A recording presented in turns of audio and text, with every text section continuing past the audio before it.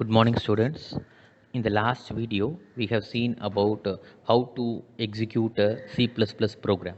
So we have seen a sample program, how to create a sample program, and what are all the various integrated development environment available. So we have seen about Dev C++ and how to work in Dev C++ and how to execute the C++ program. So all these we have seen in the last video. So in this video, we are going to see the next topics, that is what are all the data types available. So what are all the various data types available and how the memory size are allocated for each and every databases. So that we are going to see in this video. These are the discussion points which we are going to discuss in this video with respect to the data type. So first we are going to see about what is a data type, a small introduction, and next we are going to see what are all the fundamental basic data types available in C++, and the third one is how to represent how the memories are represented with respect to the fundamental data types, and the last one we are going to see about data type modifiers. So these are the topics which we are going to discuss in this video. So first we are going to see about the introduction to the data types. So every programming language, whatever programming language you take, these are the two fundamental concepts will be available. One is the data type and next one is the variable. So these are the two fundamental elements for each and every programming language. All the programming language will have these two concepts. So because they are very essential and very important elements to develop a program, even the most simple program, the basic program, even the basic program needs these two concepts, these two elements. So in C++, there are predefined set of data types available, though some of the data types that are already predefined.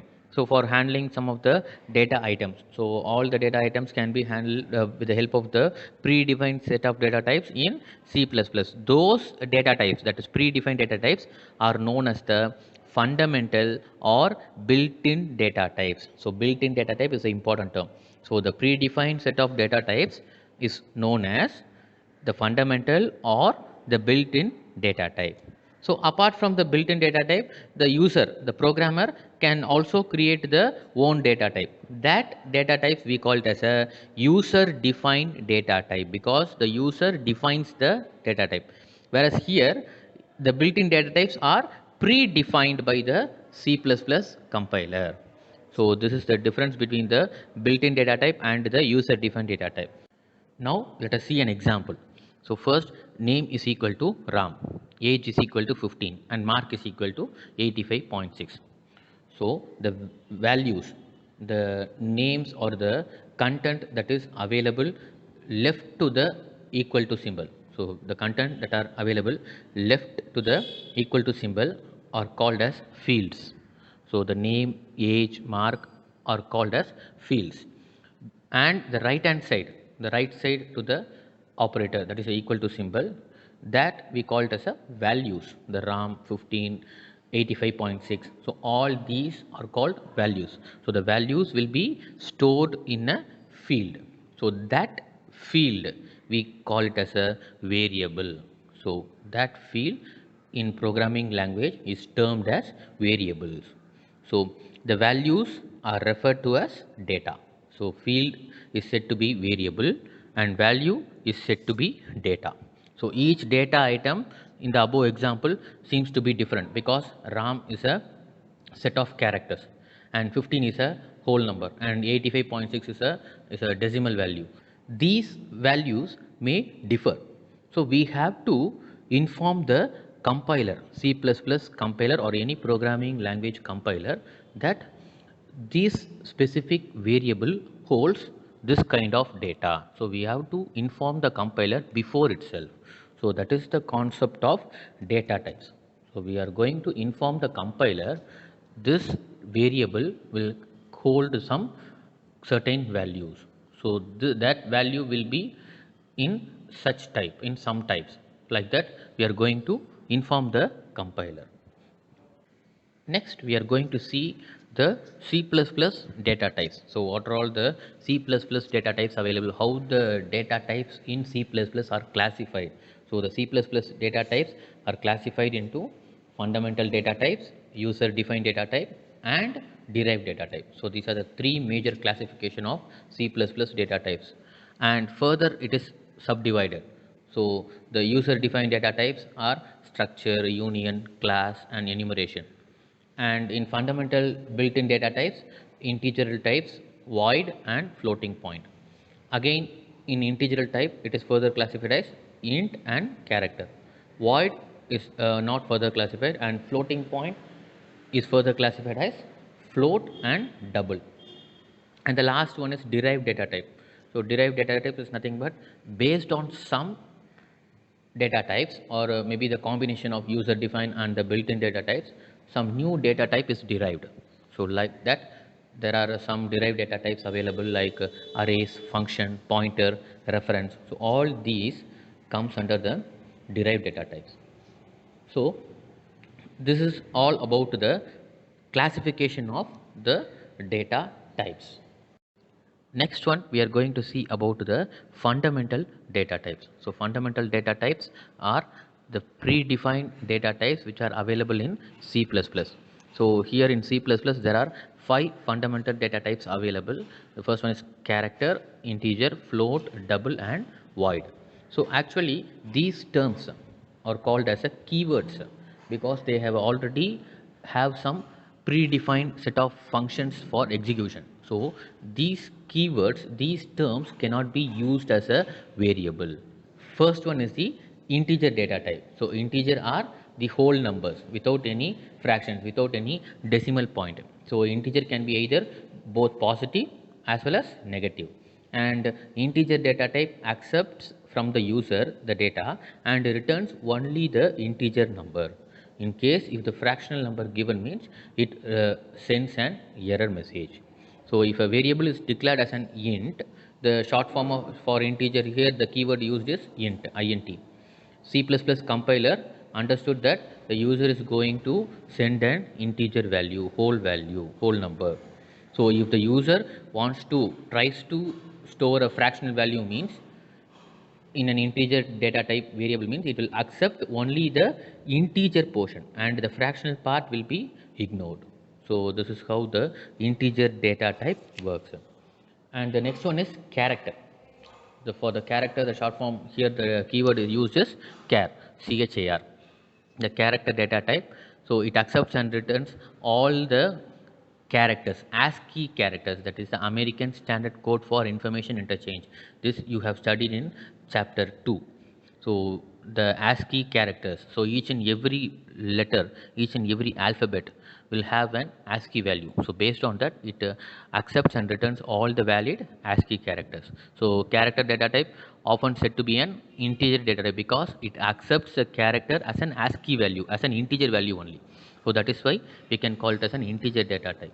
So if a variable is declared as a character means C++ allows for storing either character or its equivalent ASCII value. So it allows both the character as well as the equivalent ASCII value for storing. So that is why it is called as an integer type. And the next one is float data type. So float data type is nothing but it has a decimal value, fractional part. So if a variable is declared as a float means all the values will be stored as floating point values. In case if you are declared the variable as a float and if you are sending an integer value means it will automatically accept, like say for example if you are declared a variable as a float, you are going to store value of 10. So it accepts the value 10 and stores as 10.0. So like that it accepts. So there are two advantages of using the float data type. One is they can represent values even for the integer also, and they can also represent greater range of values because the memory size is more when compared to the integer. So these are the two main advantage. And the next one is double data type. So double data type is nothing but the precision of the floating point numbers, that is after the decimal value, after the decimal point the compiler can store more values after the decimal point, that is the precision. Here precision means significant numbers after the decimal point. That double is also used for handling floating point numbers, but this double data type occupies the double the space. In case if the float holds only 4 bits means double will hold 8 bits, double the value of the float data type. So this means that more fractions, that is more significant numbers after the decimal point can be stored. And the last data type is void data type. The void means the general meaning is empty space. So here in C++, void data type specifies an empty set of values. It doesn't return any value. That is the meaning. In case if a function or a variable holds a void data type means, it means that that function or the variable will doesn't return any value. So that is the exact meaning for the void data type. So this is all about the fundamental data types in C++. Next, we are going to see about the memory representation for the fundamental data types. So we have seen that 5 data types, and for those fundamental data types, we are going to see how the storage is allocated. So one of the most important reason for declaring a variable in a particular data type is to allocate some memory for that variable. So that is the main reason for declaring a variable with a specific data type. So in the C++ program concept, every data should be allocated with a specific memory in the main memory. Main memory is nothing but the RAM. So for that purpose, this data type concept works. So here you can able to see the memory allocation for the fundamental data type. For the character, 1 byte of size is used. That is, the range of value is also given. That is minus 127 to 128. The value can be, the integer value can be given. So apart from more than that, the automatically it understood that the value is belongs to another data type. In case if you are giving more value means automatically it accepts that it belongs to another data type, and it returns an error, data type mismatch or the value mismatch, like that. So next one is integer data type. For integer, 2 bytes is used, and also the range of value is increased. And you see float, for float and double, you see already we have told for double it uses double the value of the float. For float it uses 4 bytes, and for double it uses 8 bytes. So that is the meaning. So that is the difference, and this is how the data are stored in a variable, and the memories are allocated with respect to the based on the data types. Next, we are going to see about the data type modifier. So from the term itself, you can able to guess what the concept will be. So it is going to modify what? The data type. So data type means it doesn't directly modify the data type. Rather, it modifies the storing capacity of the data type. So which data type? The fundamental data types. We have seen the 5 fundamental data type, and the 4 has the specific memory space in the memory. So and the void is, it doesn't return any value, so we don't allocate any memory. So for the remaining 4 we allocate memory. So we are going to increase the storing capacity of the fundamental data type except the void. So every fundamental data type, we have already seen that each data type has a fixed range of values and some allocation in the main memory. Now we are going to extend the memory allocation for each and every data type. For that purpose, this modifier is used. So modifiers can be used to modify, that is either expand or to reduce. So in case of only few memory spaces used means we can just reduce the size of the predefined size of the memory allocation. So for that purpose also this data type modifier is used. So modifiers can be used to modify either to expand or to reduce the memory allocation of any fundamental data type, and these we call it as a qualifiers. So there are 4 modifiers available in C++. One is signed, and second one is unsigned, and third one is long, and the last one is short. So these are the 4 modifiers, that is the 4 qualifiers we are going to use for changing the memory allocation of the fundamental data type. First, we are going to see the modifiers for the integer data type. So, how the memory allocation is expanded or reduced, we are going to see. So, first one is short. The short form for the short int. In general, we write as short int. In short form, we are going to write just short. The short data type utilizes 2 bytes similar to the integer data type, and the same range of value is used. And unsigned short, the term unsigned you have seen in chapter 2 number system, under 1's complement and 2's complement we have came across this term unsigned. So unsigned is nothing but just a positive number. We are going to say another name for positive number is unsigned, and an integer number without the minus sign we call it as an unsigned. So that also the same 2 bytes, and the range of value is differs because here we ignore the negative number. So the range starts from 0 to 65535 65,535. This is how the range differs. And for signed is nothing but the negative value, that is the meaning. So an integer number with a minus sign, so it holds 4 bytes. So the 2 bytes is increased. For the signed short, it holds 4 bytes, so the same range of values is used. So here you can able to see both the short and the signed short are similar. Only the memory allocation differs. In short only 2 bytes is used, and in signed short extra 2 bytes are utilized, so that is a 4 byte. Remaining the range of values are very similar, so that's why the both short and the signed short are similar. And next one is without the modifiers. Without the modifier, the integer data type will hold 2 bytes and the same range of values is used. And same the unsigned int, that is integer with the positive sign, holds 2 bytes and the same range of value, that is 0 to 65,535. And for signed int, an integer with a minus sign. Here you see in signed short it uses 4 bytes, whereas you see in signed integer it uses the same as integer, that is 2 bytes only. So that is the difference. We are going to increase, we are going to expand the memory allocation, that is why the modifier concept is used. And here you see both short and int are similar.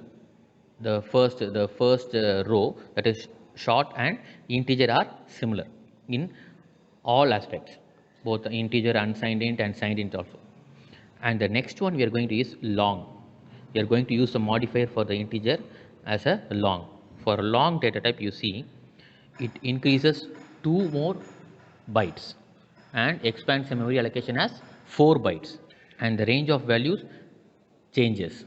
So this is how the memory expands for the fundamental data types. For unsigned long, the same 4 bits, and the range of value automatically starts from 0. And for sign, which is similar to the long, same 4 bytes and same range of values is used. So this is how the modifiers is used in integer data type. And next we are going to see how the modifiers are used in character data type. So for character data type, the signed ASCII character, that is 1 byte is used, and the range of value is the same -128 to 127. And for unsigned character, that is the character ASCII character without the minus sign, that is 1 byte, same 1 byte is used, and the range starts from 0 to 255. And for signed character, which is similar to the character, so the same 1 byte is used and the range of value doesn't differ. So this is how the character data types and the modifiers are used. For character data type, the modifier short and long is not applicable. And the last topic which we are going to discuss in this video is the modifiers, data type modifiers for the floating data type, the floating point data type. So first you see for float, that is the signed fractional value. It means that it includes the negative sign also, and it uses 4 bytes, and the range of values is 3.4 into 10 power minus 38 to the same 3.4 into 10 power plus 38. And next you see for double, it automatically doubles the memory allocation. It is signed more precision fractional value, that is it uses 8 bytes. and you see the range of value increases. And for floating data type, we use the modifier only long. Even the short signed and unsigned is not applicable for this floating data type. And we use long double. It is signed more precision fractional value, and it uses 10 bytes. And you see the range of value is increased more. So the memory allocation is mainly subject to based on the type of how the compiler is used. Like that, based on the compiler utilization, the memory spaces are allocated, and based on the declaration of the data type, the memory spaces are allocated. So this is all about the data type modifiers.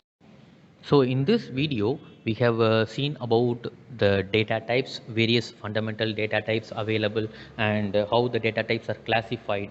What are all the classifications of the fundamental data type, that is the predefined data types, and how the memories are represented for each and every data type, and how the data types can be modified. The storing space can be modified. So like that, we have seen about all this in this video.